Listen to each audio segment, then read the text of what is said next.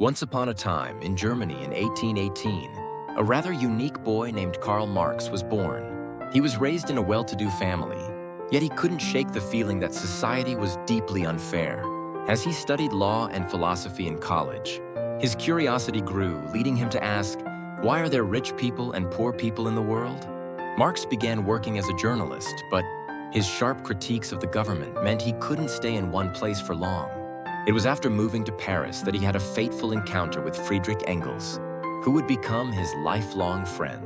Engels was the son of a wealthy factory owner, yet he was deeply troubled by the miserable conditions of the workers he saw every day. The two quickly bonded over their shared belief that the social system was fundamentally flawed, embarking on a grand quest to change it. Their deep dive into the matter led them to what they called capitalism. What they saw was a society divided into two distinct classes: the capitalists who owned the factories and the proletariat, the workers, who toiled within them. The workers toiled tirelessly from morning until night, but their wages were meager, while the vast profits they generated went straight into the pockets of the capitalists.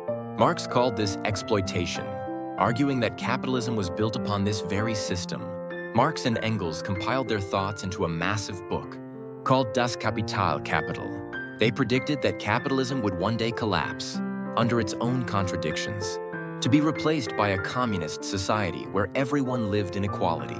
With the famous words, "Workers of the world, unite," they called for the working class across the globe to rise up. However, Marx never saw his dream realized in his lifetime.